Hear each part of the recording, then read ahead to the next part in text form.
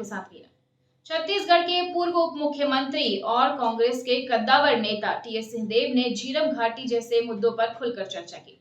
राष्ट्रीय जगत vision news की टीम से बातचीत करते हुए उन्होंने पिछली सरकार पर लगे भ्रष्टाचार के आरोपों पर भी बात की। आइए आपको सुनाते हैं क्या कुछ खास कहा टीएस सिंहदेव ने। राष्ट्रीय जगत विजन में स्वागत है। नमस्कार, मैं हूं इमरान खान। और बाबा साहब, आज राष्ट्रीय जगत विजन में आप से विशेष चर्चा के लिए आए हैं। क्या लगता है कि छत्तीसगढ़ में जो कांग्रेस काफ़ी लंबे समय के बाद जब कांग्रेस आई और उसके बाद जिस तरीके से आप लोगों ने माहौल बनाया था, जिस तरीके से आपने मेहनत करी थी, उसके बावजूद आप लोगों ने नहीं संभाल पाए, क्या लगता है? इसमें दो चार फैक्टर है। कुछ हम लोग वैसा साथ नहीं रह पाए और दिखने की ज़रूरत थी कि सब साथ हैं, वो मैसेज शायद नहीं जा पाया। कैडर हमारा जो था, कार्यकर्ता थे, ये निराश हो गए। इनको ऐसा लगा कई जगह कि पता नहीं हम सरकार के हिस्से हैं कि नहीं, वो थोड़े से दूर हो गए। फिर जो हम लोग को नुकसान हुआ, ये छत्तीसगढ़ को तीन हिस्से में अगर आप देखें, एक ट्राइबल बेल्ट मान लीजिए, बस्तर और सरगुजा की 26 सीटें हैं। शहरी क्षेत्र मान लीजिए, जहां या तो पूरी की पूरी आबादी नगरीय निकाय में है या 50% से ज़्यादा है, ऐसे 20 सीटें हैं। तो ये 26 बस्तर और सरगुजा की और 20 सीटें शहर की, 46 मान लीजिए। ये आधा छत्तीसगढ़ और आधा छत्तीसगढ़ ग्रामीण परिवेश। बस्तर में सर्व आदिवासी समाज साथ नहीं रह पाया। उनने अंततः एक पार्टी बना ली, खड़े भी हो गए, कई जगह चुनाव भी उनने लड़ा। वहाँ अल्पसंख्यकों के, आदिवासी अल्पसंख्यकों के मुर्दों के गाड़ने को लेके जैसे इशू बने, उसमें उनमें काफ़ी नाराज़गी थी, जो पूरे छत्तीसगढ़ में उसका हमको नुकसान हुआ। एक आबादी कम है, क्रिश्चियन समाज की आबादी कम है, लेकिन बस्तर में जिस तरह से हुआ उसका नुकसान भाजपा को नहीं, कांग्रेस को हुआ। कर रहे थे भाजपा से जुड़े हुए संगठन, लेकिन इनको ऐसा महसूस हुआ कि हमारा कोई नहीं है, तो इसका हमको काफ़ी नुकसान हुआ। सरगुजा में एक अलग इशू था। वहाँ वो चर्चा, इतनी ज़्यादा चर्चा मीडिया में चल गई, 2.5 साल वाली इतनी ज़्यादा चर्चा चल गई कि वो लोगों को ऐसा लगा कि ये होने वाला है, और फिर नहीं हुआ। तो उसका समझिए कि सबका मन थोड़ा दबसा गया। फिर ये 26 सीटों की कहानी हो गई। इन 26 सीटों में से 25 सीट कांग्रेस जीती थी 2018 में, अब की 4 जीती, यानी 21 सीट हमारे यहीं कम हो गए। शहरी क्षेत्रों में जिनको हम सुविधा के लिए 20 सीट मान लें, ये 20 सीट में से 16 सीट कांग्रेस जीती थी, अब की 3 सीट जीती। तो शहरी क्षेत्रों में जो हम उपस्थिति एक बेहतर विकल्प के रूप में 2018 में बना सके थे, 2018 के चुनाव के पहले, वो स्थिति हम मेंटेन नहीं कर पाए। यहाँ हमको झटका लगा। बाकी सीटें अगर आप 44 सीटें देखते हैं, तो उन 44 सीटों में हम 27 सीट जीते थे, तो यथास्थिति लगभग रही। अब की 28 सीट जीते। और नुकसान कहाँ हुआ? 13 सीट शहरी, 21 सीट वहाँ, 34 सीट आपकी कम हो गई, 1 सीट ग्रामीण में बढ़ी, तो 33 सीट कम हो गई। 68 से हम 35 पे आ गए। कहीं ना कहीं आप लोग जिस तरीके से 70 पार ये बोलने लगे थे, और 75 पार यानी ये कहीं ना कहीं ज़्यादा उत्साह, ऐसा सब कोई कहते हैं हर चुनाव के। अभी भी हमने देखिए पार्लियामेंट में सुना 400 पार, तो वो भी नतीजा वैसे ही कुछ हो गया। मैं कहता भी था कि ये 75 वाली बात वहाँ ना लागू हो जाए, ऐसा लगता तो नहीं था, लेकिन हुआ। यहाँ भी ऐसा नहीं लगता था। 75 तो कहने की बात थी, लेकिन मेरे भी मन में था कि 50-52 सीट, 54 सीट तो आएंगी ही, गवर्नमेंट बनेगी।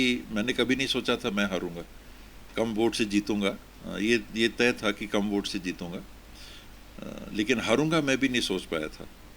और उसी तर्ज पे कई सीटों में, और जब ज़्यादा सीट की बात होती है तो कभी कभी ये भी बात आ जाती है एक आध सीट में कि जीत तो रही हैं, यहाँ इसको हरा देंगे तो क्या फ़र्क पड़ेगा। हराने वाली बात है, जब हमेशा ये चर्चा रहती थी कि अधिकारी हराने में लगे थे आपको। अधिकारियों का मैं उतना तरजीह नहीं देता।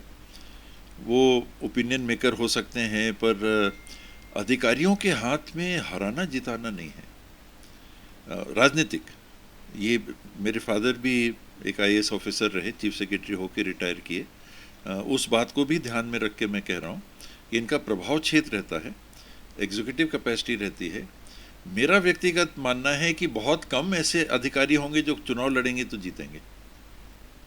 तो अधिकारियों का काम की डिलीवरी में प्रभाव पड़ता है कि वो काम कैसा कर रहे हैं, जब लोग उनसे मिलने आते हैं बर्ताव कैसा कर रहे हैं, क्योंकि वो सरकार की छवि पे प्रभाव डालता है। अधिकारी ने अच्छे से बात नहीं की तो वो जो पार्टी सरकार में है उसके नंबर कटते हैं। बर्ताव अधिकारी ने किया, किसी को झटके से बोल दिया नहीं हो सकता काम, चले जाइए, तो वो नुकसान होता है। अगर अधिकारी काम अच्छे से करके डिलीवर करके देते हैं तो सरकार को नंबर मिलते हैं, वहाँ अधिकारी का योगदान है। जब आपका लेटर जाता तो लोग बोलते कि दूसरे मंत्रियों का लेटर लेकर आए, ये बात आती थी सामने। वो व्यक्तिगत हो गया।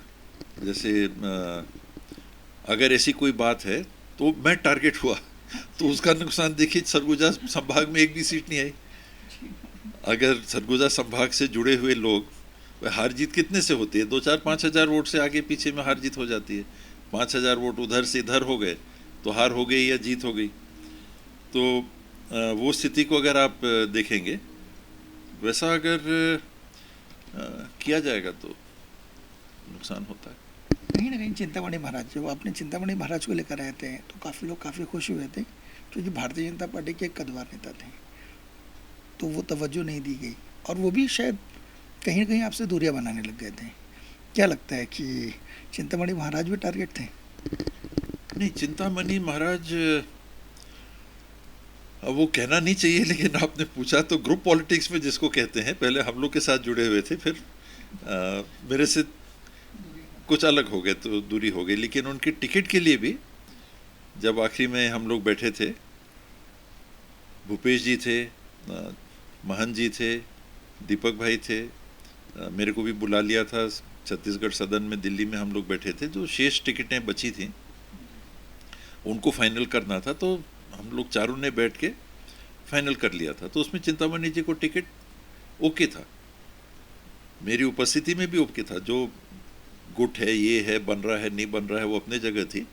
लेकिन वहाँ मुझे ऐसे नहीं दिख रहा था कि और कौन जीतेगा, ये भी नहीं जीतेंगे, ऐसा माहौल था कि चिंतामणि जी भी नहीं जीत रहे हैं। लेकिन अगर टिकट बदल भी देंगे तो जीता हुआ कैंडिडेट मेरे को नहीं दिख रहा था सामरी विधानसभा से। तो उन परिस्थितियों में, और बाकी इनका जो प्रभाव हो सकता है, गहला गुरु परिवार के हैं, इनके अनुयायी भी रहते हैं, कई जगह अंचल में इनके आश्रम से जुड़े हुए लोग भी रहते हैं, तो इनका रहना टिकट उस नाते मैंने ओके कर दिया था। ग्रुप अपनी जगह, मेरे से अब कितना उनका वैसा संबंध है राजनीतिक, कितना उनने संबंध रखा, लेकिन परिस्थिति आखिरी आते आते ऐसी हुई, एक आध सीट में इधर उधर हो गया, उसमें उनका सीट प्रभावित हो गया। तब उनकी किस्मत देखी, विधायक का चुनाव लड़ते तो मेरे को लगता है कि हारते, और नहीं मिला, भाजपा ने उनको सांसद का टिकट दे दिया, वो जीत गए। जिस तरीके से लगातार एक चीज़ सामने आ रही थी, गुटबाजी बहुत हावी हो गई थी इस 5 साल में, बोलना चाहिए एक दूसरे की टांग खींचने लग गए थे। ऐसे ऐसे बयान आते थे कि लोगों को लगने लगा था कि 2.5 साल तो एक तरफ, ये भी बोलने लगा था कि जिन्होंने जिताया उनको कमान नहीं मिली। तो क्या कहीं ना कहीं पब्लिक में इसमें नाराज़गी थी? ये आंकना मुश्किल रहता है, लेकिन आखिर हम नहीं जीते तो क्या कारण है। जब विश्लेषण करते हैं तो एक एक चीज़ को आदमी फिर पकड़ता है कि अरे यहाँ ऐसा हो गया, बस्तर में जैसे मैंने बताया वहाँ ऐसा हो गया। बस्तर की जो परिस्थिति है, हम लोग मानते हैं ट्राइबल ओबीसी का भी द्वंद्व एक रहता है, ट्राइबल एरिया में ट्राइबल ओबीसी का द्वंद्व रहता है। कहीं ऐसा तो नहीं कि ट्राइबल हमसे दूर हो गए, कहीं कुछ कहीं कुछ कहीं कुछ। शहरों में कोई दूसरा फैक्टर, जो बच्चों का इम्तिहान हुआ, अब वो गड़बड़ी हुई कि नहीं हुई, जो प्रदेश सर्विस कमीशन के जो हमारे इम्तिहान हुए, उसमें एकदम से ऐसा माहौल, बच्चों में एक नाराज़गी सी आ गई। तो कई ऐसे फैक्टर चुनाव के पहले हो गए। महादेव ऐप ऐन मौके में उठा दिया गया, तो शहरी क्षेत्रों में ये सब बात का हो सकता है कि ज़्यादा प्रभाव पड़े। महादेव ऐप का क्या हुआ? अभी कुछ नहीं हुआ, लेकिन चुनाव के समय उठा और आखिर हम नहीं जीते। तो कारणों में एक यहाँ एक यहाँ एक यहाँ एक यहाँ ऐसे 8 10 20 कारण जुड़ के फिर हो नहीं, जाता है। कारण में अगर हम बात करें तो कहीं ना कहीं 508 करोड़ रुपए देने की बात जो आई थी वीडियो में, महादेव ऐप में काफ़ी बड़े बड़े लोगों का नाम था, खुद मुख्यमंत्री जी का नाम था इसमें, उन्होंने लिया। भले रिजल्ट अभी नहीं आए हैं, ये विवेचना में है। वो प्रचार था। मैं उसको हमेशा ये मानता हूँ कि देखिए, मनमोहन सिंह जी जब प्रधानमंत्री थे तो 2G स्कैम, कोल स्कैम, और ऐसा प्रचार हुआ कि बस ये तो फंस गए इन लोग, बहुत बड़ा स्कैम में फंस गए। क्या हुआ, 10 साल तक नरेंद्र मोदी जी प्रधानमंत्री अभी भी हैं। अब तो अगर गड़बड़ी हुई थी तो कांग्रेस बचा रही थी, तो इन लोग को तो पकड़वा देना था। क्या हुआ? तो वो ये प्रचार वाली चीज़ों में से ये महादेव ऐप को भी मैं मान रहा हूँ कि पकड़ा दो। लोगों ने पकड़ ली बात कि बड़ा घोटाला हुआ, बड़ा घोटाला हुआ, 2G स्कैम, ये वो पकड़ गई बात। बोफोर्स स्कैम पकड़ गई। राजीव गांधी जी की मृत्यु उपरांत सुप्रीम कोर्ट फैसला देता है कि वो निर्दोष हैं, पर उनका तो कैरियर प्रभावित हो। मिस्टर क्लीन के ऊपर आपने दाग लगा दिया। तो ये महादेव स्कैम अभी मैं तो उसी कैटेगरी में। नहीं, मगर एक चीज़ और दिखाई गई कि कोल स्कैम की अगर हम बात करें तो IAS लॉबी उसमें अंदर है, अभी भी अंदर है, तो उसमें सारी चीज़ें कोई ना कोई बात होगी। तो जिनके जिनके नाम आए हैं तो उसमें एक्शन होना भी चाहिए।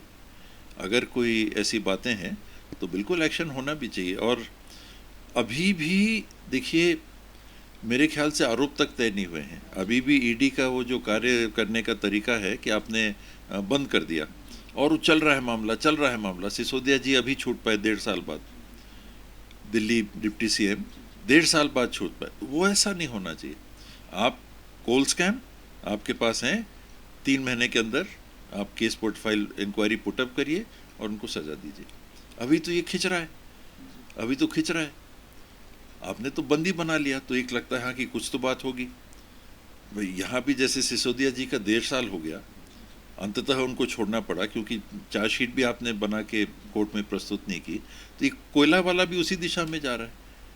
अगर आपके पास प्रमाण हैं कि ऐसा हुआ तो प्रस्तुत करिए और एक्शन लीजिए। गड़बड़ हुई है तो XYZ कोई भी हो, कार्रवाई होनी ही चाहिए, ये स्वीकार नहीं हो सकता। लेकिन अगर आपके पास नहीं है सबूत, अटकल में ही आप कर रहे हो, तो कानून वो रास्ता नहीं देता। 2100 करोड़ का जो मामला आया था, जो अगर हम शराब की बात करें, महापौर एजाज ढेबर के भाई का नाम उसमें प्रमुखता से लिया गया, तो कहीं ना कहीं वो कांग्रेस से तो जुड़े हुए हैं। उसमें भी अभी देखें 2 दिन पहले उनको बेल के आदेश हो गए। जब देखिए, हम लोग जिस दुनिया में रहते हैं, हम सब जानते हैं कि कहीं ना कहीं कुछ ना कुछ 19-20 है। हर व्यक्ति को मालूम है कि सब सफ़ेद नहीं है, काली के धब्बे छींटे हैं। जो हमने कानून बना रखा है, जिस संविधान के तहत हम चलते हैं, वो सबूत मांगता है। तो अगर गड़बड़ी हुई है तो जो जवाबदारी वहन करते हैं कि हमको गलत को पकड़ के सजा गलत करने वालों को देनी है ताकि आगे ऐसा ना हो, और कोई राशि रिकवरी की बात है, आप रिकवरी करिए, तो बीच में आप नहीं रख के चला सकते। बंद कर दिया लेकिन कुछ हो नहीं रहा है, या तो आप छोड़ो या फिर सजा दो, बंद नहीं। या तो आप छोड़ो या सजा दो। अभी क्या चल रहा है, बंद करके रखना। तो ना इधर की बात हुई ना उधर की बात हुई, और आपने सामने वाले को बंद कर दिया। और आपका संविधान भी कहता है, सुप्रीम कोर्ट भी कहता है कि बेल सामान्य प्रक्रिया है, जेल अपवाद है। एक चीज़ और देखा गया, कांग्रेस के कोषाध्यक्ष वो फरार है। वही बात है कि मान लीजिए कि उनके मन में ये बात आए कि चर्चाएं गर्म हैं, हवा है, उनकी शारीरिक स्थिति को देखिए, उनके तबीयत को देखिए, उनके उम्र को देखिए, जिस तरह से सबको बंद कर दिया जा रहा है, उनको भी बंद कर देंगे तो क्या होगा। जिनको बंद किया है उनका ही कुछ मिल के आप अभी तक उनको सजा नहीं सुना पाए। आदमी क्यों भाग रहा है? अगर अपन मान रहे हैं कि भाग रहा है या मिल नहीं रहे तो क्यों भाग रहा है? क्योंकि सिसोदिया जी वाला मामला हो जाएगा। तो अगर अगर एक्शन होना है तो एक अलग कैटेगरी हो जाती है कि आपने तथ्य आपके हाथ में आए, बंदी बनाने की ज़रूरत पड़ी तो आपने सामने को बंदी बनाया या प्रस्तुत कर दिया केस, भागोगे नहीं, पासपोर्ट ले लिया, फलाना ये वो, आप देखो कि वो केस को प्रभावित नहीं करेगा, तब तक बाहर रहो। नहीं तो सज़ा पहली हो गई, निर्दोष हो गए तो उसके 1.5 साल तो सज़ा हो गई। ये नहीं होना चाहिए। तो राम गोपाल जी का मुझे जो लगता है कि उनकी जो तबीयत जैसी रहती है, बहुत अच्छी तबीयत नहीं रहती है, तो उनको मन में अगर ये आएगा कि मैंने कुछ ना भी किया है तो लेके पकड़ के मेरे को तो बंदी कर देंगे, तो ऐसे कुछ लोग हो सकता है कि इस कारण से। चर्चाओं का विषय है इस समय, आप काफ़ी लंबे समय से आप लगातार 10 दिन और फिर उसके बाद 3 दिन यानी 13 दिन आप दिल्ली में थे। कुछ चर्चाएं हैं कि आपको नई जिम्मेदारी दी जा रही है, अगर जिम्मेदारी मिलती है तो वो जिम्मेदारी क्या होगी और कैसे उसको आप संगठित करेंगे? कांग्रेस जो बिखरी हुई कांग्रेस है उसको संगठित करने के लिए क्या जिम्मेदारी रहेगी आपकी? ये माने कि करीब लगभग 6-7 महीने चुनाव के परिणाम आए और चुनाव के परिणाम के बाद वाइफ की तबीयत कुछ ठीक नहीं रही और उनके इलाज में ही हम लोग लगे रहे। अंततः वो 15 जून को नहीं रही। तो मेरा समझिए 6 महीना 7 महीना उनके साथ उनके इलाज में ही बीता।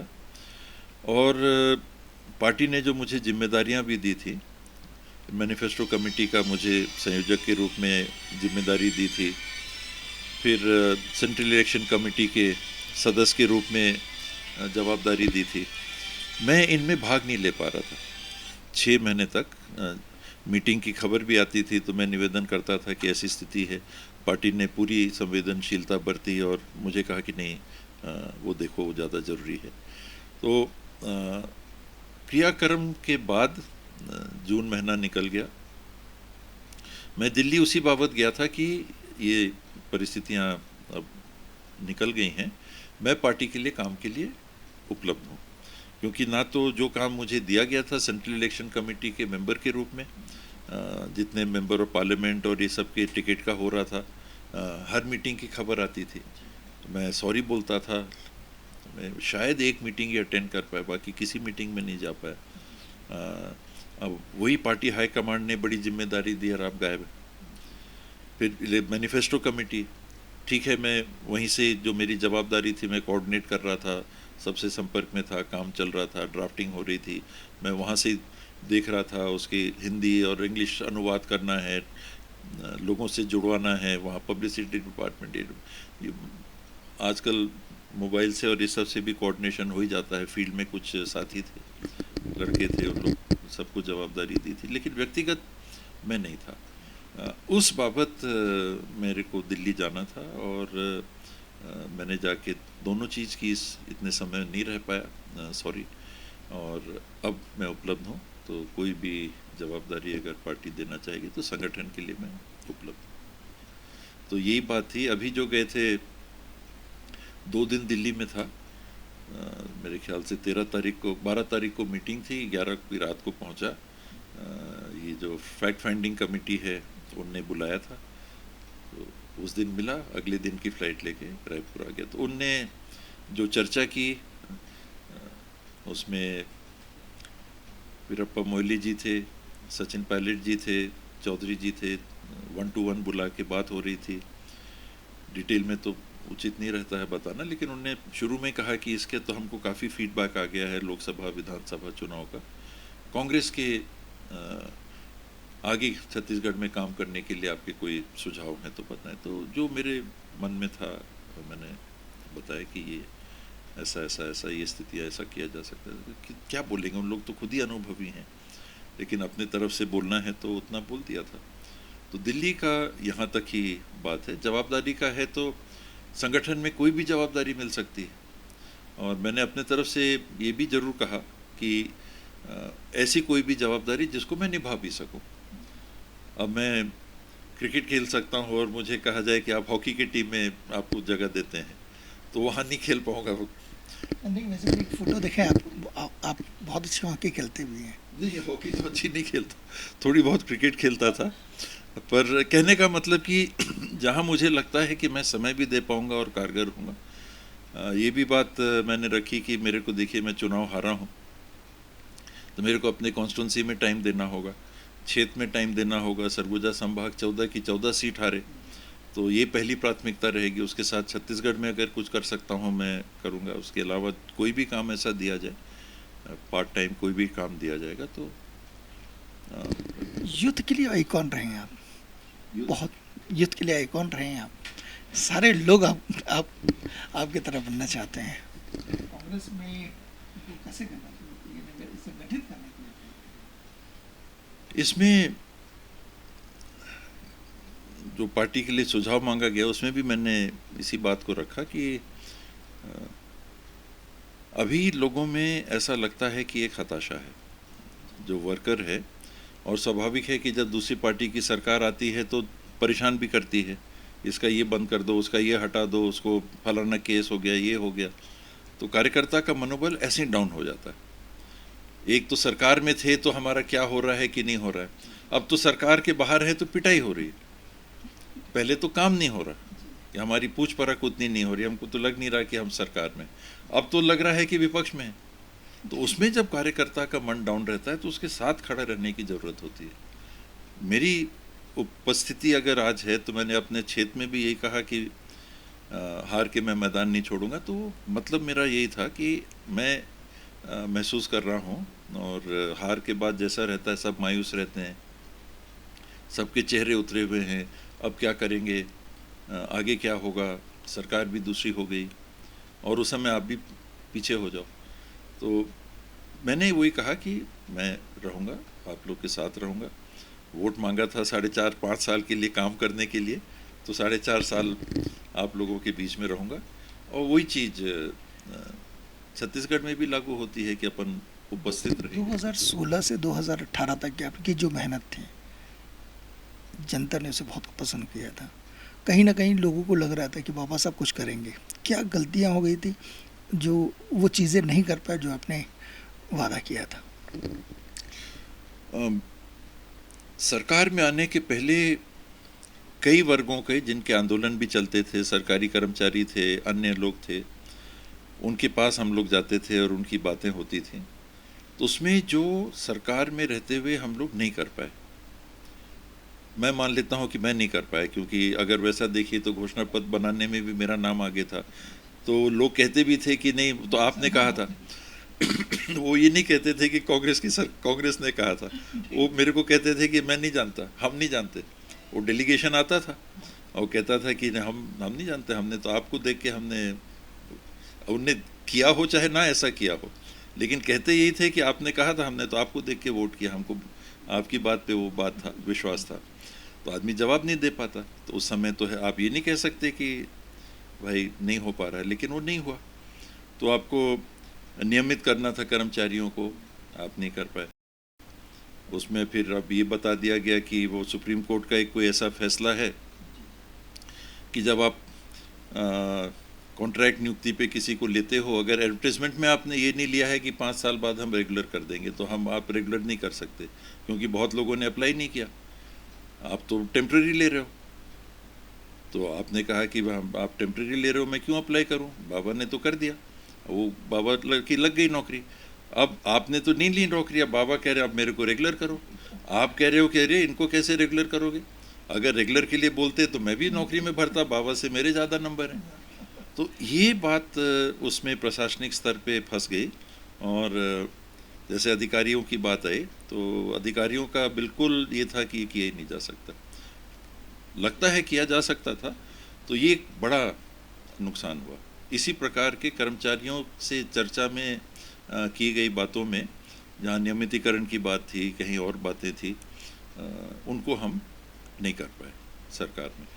ब्यूरोक्रेट्स बहुत हावी हो गए थे कांग्रेस सरकार में, सिर्फ उन्हीं 4-5 लोगों के चलते थे, वो जो चाहते थे वो होता था। इसी में एक चीज़ और जुड़ी हुई है कि पत्रकार भी सुरक्षित नहीं थे। पत्रकार समय के हिसाब से आजकल ऐसा रहता है, कहीं दबाव बनता है, कहीं कुछ बनता है, कहीं अब एक अलग सी परिस्थिति बन गई है। मीडिया में।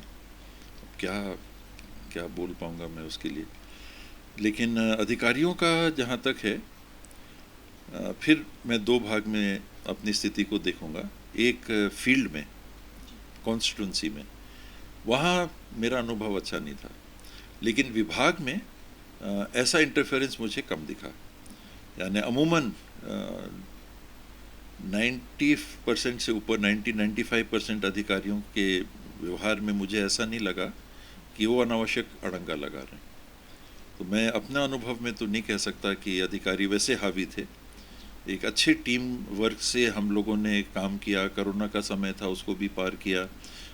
पंचायत विभाग में भी जब थे तो आप देखें PMGSY की सड़कों के संदर्भ में देश में हम लोग टॉप में थे।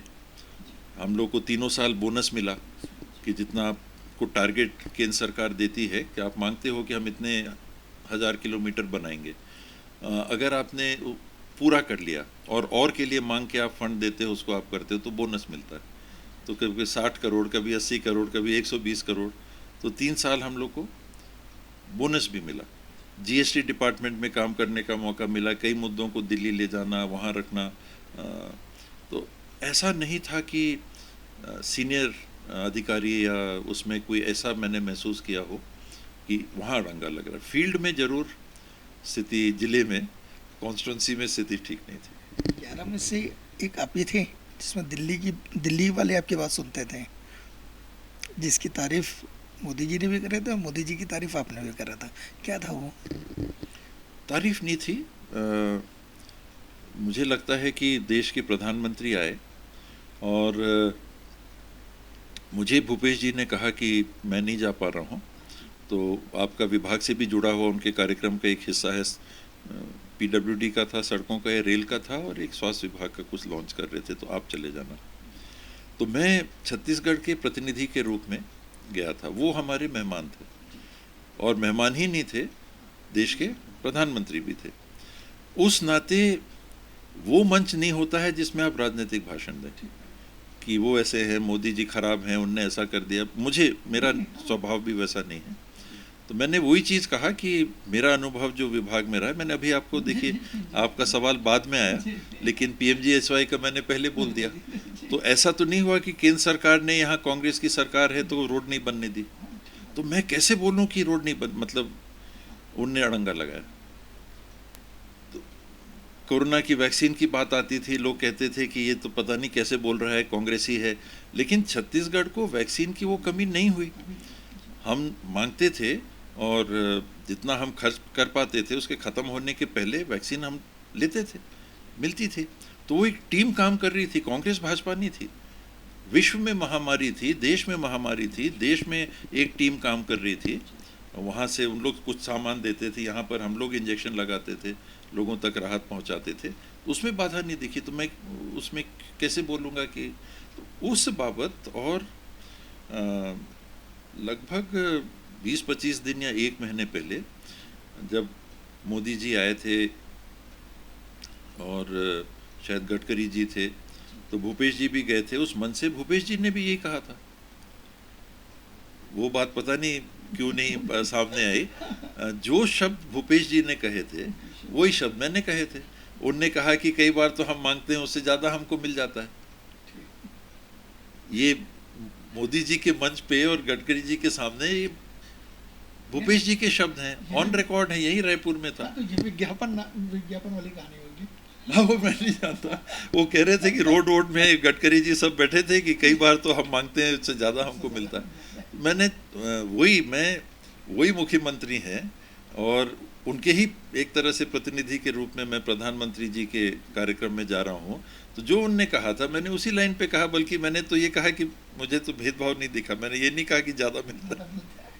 तो वो मीडिया में कई बार ऐसा होता है कि कुछ लोग चाहते होंगे कि इसको डाउन करने का मौका मिल गया, अरे मोदी की तारीफ कर दी। अभी आपने भी कहा मोदी की तारीफ कर दी, तो वो डाउन करो इसको, ये कांग्रेसिया मोदी के लिए तारीफ कर रहा है। जबकि मैंने तारीफ नहीं की थी। मुझे लगा मैं एक शिष्ट व्यवहार कर रहा हूँ और प्रदेश के लिए अगर मैं आचरण अच्छा रखूँगा, तो जिसको हम कहते हैं कि केंद्र और राज्य सरकार के ये फेडरल स्ट्रक्चर में अच्छे तालमेल होने चाहिए।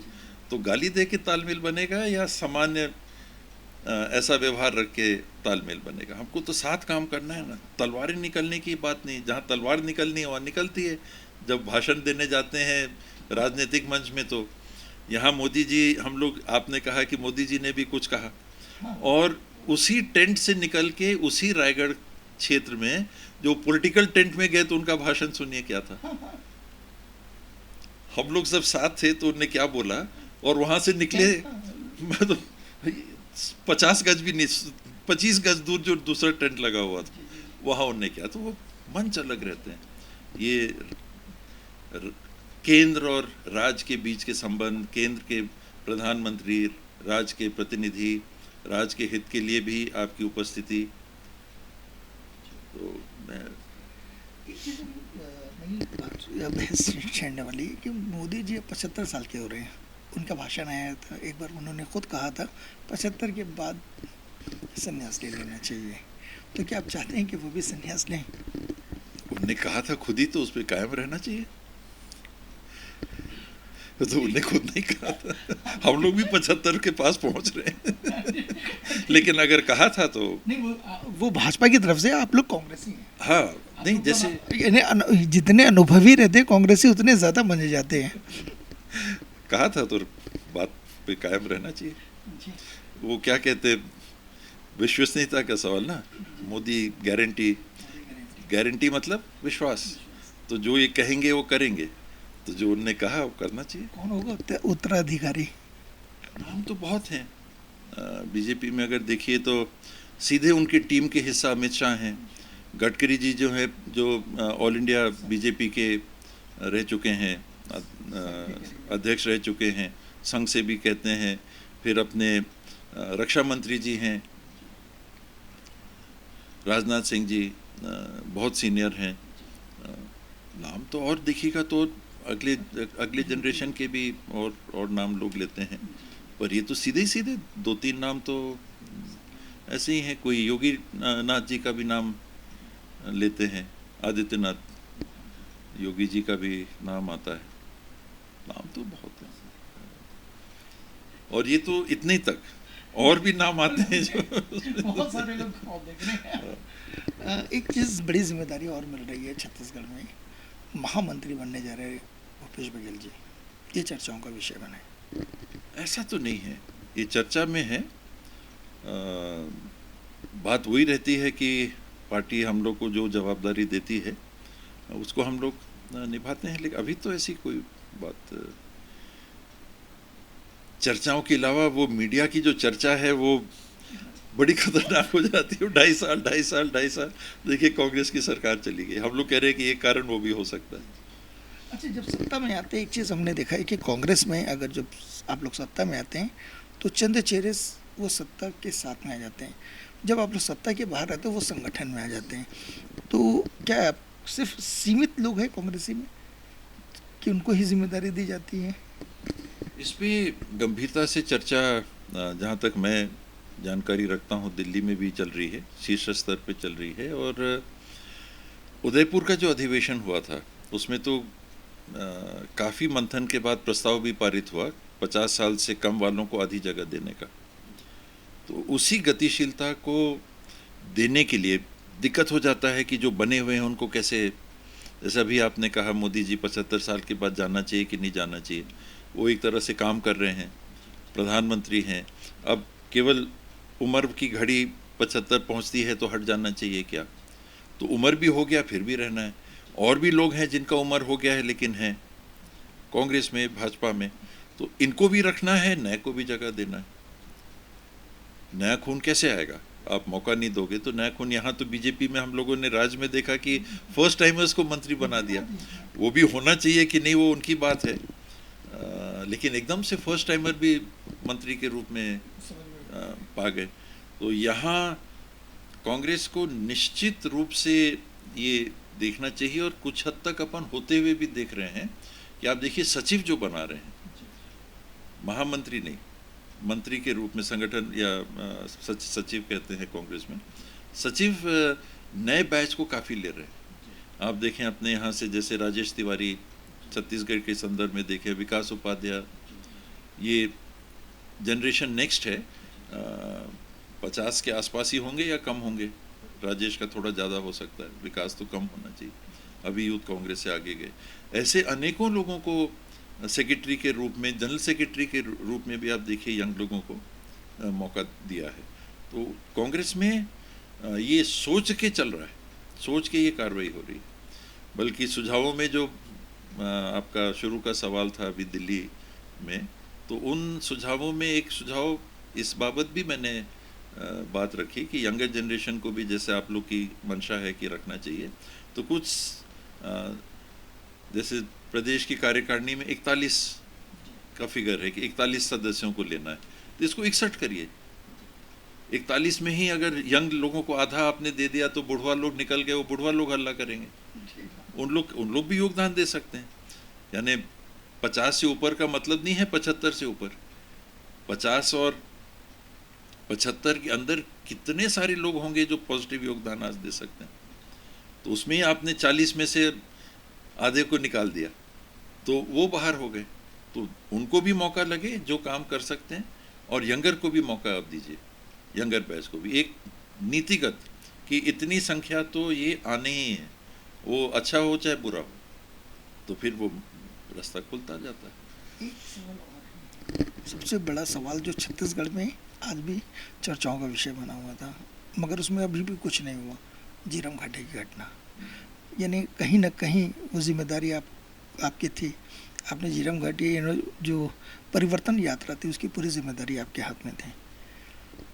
क्या हुआ था और क्या लगता है कि क्या चीज़ कमियां हो गई कि आप लोग सत्ता में रहते हुए भी अभी भी वो लोग नहीं पकड़े हैं जो इसके जो सूत्रधार थे? तो देखिए, सीधे सीधे हत्या की थी। ये नक्सल वारदात सामान्य वाली नहीं थी कि जिसमें नक्सलियों ने एम्बुश किया और वो कर दिया। ये टारगेटेड नंद कुमार पटेल जी के नाम लेके जिन लोगों को बाद में जो नक्सलियों के गिरफ्त में चले गए थे, उनसे नाम ले लेके पूछा कि नंद कुमार पटेल कौन है।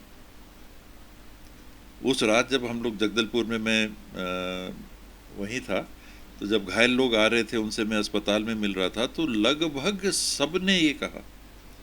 एक यूथ का लड़का था, उसने कहा, मेरे से पूछा कि तुम दिनेश पटेल हो क्या।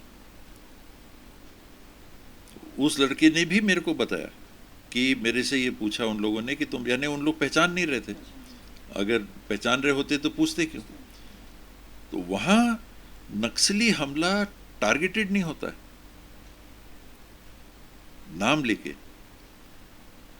तो ये जो हमला था, ये तो मेरी नज़र में, मैंने कई बार बोला है, मुझे कहने में संकोच नहीं है कि ये नक्सली वारदात नहीं थी। ये सीधा सीधा आप वो क्या बोलते हैं, सुपारी किलिंग कहिए या जो भी किलिंग कहिए, उस श्रेणी में ये आता है। ये हत्या का मामला था, सुनियोजित था कि हमको इनको मारना है, और आपने उनको मारा। उसमें जो लोग उस दिन पकड़े गए थे, किसी ने मेरे को ये नहीं कहा, और ये ताज़ा बात है, घटना के 2-3 घंटे के अंदर, 4 घंटे के अंदर में जिससे अस्पताल में मिलता गया, जिनसे एक ने नहीं मुझे कहा कि किसी ने पूछा हो कि महेंद्र कर्मा, किसी ने नहीं कहा कि महेंद्र कर्मा के बारे में उनने पूछा। नाम एक को छोड़े सब ने मेरे को कहा कि नंद कुमार पटेल के संदर्भ में पूछा, और एक लड़के ने कहा कि मुझसे पूछा कि तुम दिनेश हो क्या। और आपने कहा कि इसके आप प्रभारी थे यात्रा के, तो यात्रा के संदर्भ में हम लोग सुरक्षा को लेके जहाँ भी जाते थे, पुलिस डिपार्टमेंट में कार्यक्रम भेज देते थे। तो ये भी कार्यक्रम डीजीपी को भेजा हुआ था, ये भी कार्यक्रम आईजी को भेजा हुआ था। जो समीक्षा हुई उसमें भी ये बात आई, जो कमेटी बनी थी, जुडिशल कमीशन बना था, उसमें भी ये बात आई कि हाँ, हमको जानकारी थी कि ये यात्रा। फिर एक व्यक्ति तैनात सड़क में क्यों नहीं था। ये यात्रा का तीसरा दिन था, बस्तर फेज का तीसरा दिन था। पहले दिन हम लोग बीजापुर तरफ गए, और रास्ते भर में चप्पे चप्पे में बंदूकधारी पुलिस तैनात थी, और दूर में जैसे दिखते हैं कि वो आधा किलोमीटर दूर में कुछ लोग खड़े रहते हैं, यानी पूरा रोड ओपनिंग पार्टी पूरी तैनात थी। हम लोग गए, आराम से वापस आए। दूसरे दिन बस्तर में था, जगदलपुर में और बकावंड में था। पूरी व्यवस्था, पूरी पुलिस की तैनाती की पूरी व्यवस्था। तीसरे दिन हम लोग झीरम पार करके सुकमा के लिए गए, एक आदमी सड़क पे नहीं, एक पुलिस कर्मी बंदूक लेके। एक जगदलपुर से मैं निकला, जैसे आपने कहा कि कार्यक्रम के आप वो प्रभारी थे तो पहले जाते थे, अगले कार्यक्रम के लिए पहले पहुंचते थे। हमारे अध्यक्ष पहुंचे, नंद कुमार जी पहुंचे, उसके पहले मंच का देख लो, माइक चल रहा है नहीं, मतलब लोग आ गए हैं कि नहीं, जैसा व्यवस्था आदमी करता है। तो हम लोग निकले, सुकमा पहुंचने के पहले रास्ते में जो पुलिस का कैंप था वहां पर कुछ लोग चलते हुए दिखे, बाकी रास्ते में कहीं कोई नहीं, वापसी में रास्ते में कहीं कोई नहीं। तो ये जो घटना है इसमें करवाई गई जिसको कहा जाता है वो घटना वाले में से है। दो हिस्से, एक जिन्होंने हत्या की, दूसरा जिनकी व्यवस्था थी। जिनने गोली चलाई उनने तो बंदूक का इस्तेमाल किया, और जिनको रक्षा करनी थी वो। तो उस संदर्भ में जो हम लोग के आप घोषणा पत्र को देखेंगे तो पहले पेज में ही लिखा था कि हम झीरम घाटी का न्याय दिलाएंगे, और वो एक अफसोस का विषय रह गया। ये तो और बातें हैं कि हम लोग कर्मचारियों का नहीं कर पाए, दूसरी चीज़ नहीं कर पाए, लेकिन ये दिल में एक दर्द रह गया कि नंद कुमार पटेल जी के लिए हम लोग न्याय नहीं करा पाए। जो SIT वगैरह हुआ तो कहीं कोर्ट से रोक लग गया, हमने NIA के पेपर्स मांगे तो उनने देने से मना कर दिया। जितने विघ्न डल सकते थे उतने विघ्न डाले गए। मैं तो खुद कमीशन ने मेरे को बुलाया नहीं था, जबकि जैसा आप कह रहे हैं कि ये तो ऑन रिकॉर्ड है कि आप प्रभारी थे, तो मेरे को तो बुलावा भेजना था। तो जब बुलावा नहीं आ रहा था तो मैंने कहा ये तो ऐसा मत हो जाए कि ये बात हो कि गए हाजिरी नहीं हुई। तो मैं अपने से गया, जगदलपुर गया, वहाँ पर उपस्थित हुआ, मैंने बयान दिए। यहाँ से हम लोग आ रहे थे, कोई पुलिसकर्मी नहीं था, वापस लौट रहे थे, एक पुलिसकर्मी नहीं था। एक ट्रक खड़ी थी, वो ट्रक जैसे हम लोग पीछे से आ रहे थे वो रोड पे आई, रोकने के लिहाज से नहीं, उसी ट्रक को रोक के फिर फायरिंग हुई थी। इधर से मैं गाड़ी चला रहा था, निकाल के ले गया। रास्ते में एक लेडी बैठी हुई थी, वो JCB से पीछे का पहाड़ को खखोरा हुआ था, उसको साफ़ किया हुआ था। वहाँ लाल साड़ी में लेडी बैठी हुई थी। वहाँ एक पिकअप में से कुछ लोग उतर के जा रहे थे, कुछ आगे बाइक में लाल आँख एकदम और रुमाल बांध के एक व्यक्ति मोटरसाइकिल से आ रहा था। तो मेरे को देखना है कि उसमें मेरा बयान है कि नहीं और उसके बारे में क्या कोई निष्कर्ष निकाला गया कि नहीं। मैं तो चश्मदीद मैं बयान दे रहा हूँ जो मैंने देखा।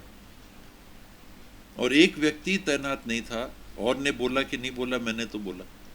तो उस पर कमीशन ने क्या संज्ञान लेके क्या एक्शन के लिए लिखा। आपके पास पुलिस फोर्स नहीं था उस दिन, तो हमको जाने कैसे दिया? हमको रोकना था ना। आपको तो मालूम था कि वो इंडियन एक्सप्रेस या कौन से अखबार में छपा था कि 26 इनपुट्स 27 इनपुट्स दिए गए थे कि हाँ नक्सली घूम रहे हैं। बहुत सारी बातें अभी भी करने का मन है, मगर समय को देखते हुए फ़िलहाल मैं इजाज़त लेता हूँ। बाबा साहब बहुत बहुत शुक्रिया जो आपने बहुत सारी चीज़ें बताई। और खबरों में फिलहाल इतना ही। अपडेटेड रहने के लिए हमारे चैनल को सब्सक्राइब कर लीजिए और नोटिफिकेशन के लिए बेल आइकन दबाना ना भूलें। नमस्कार।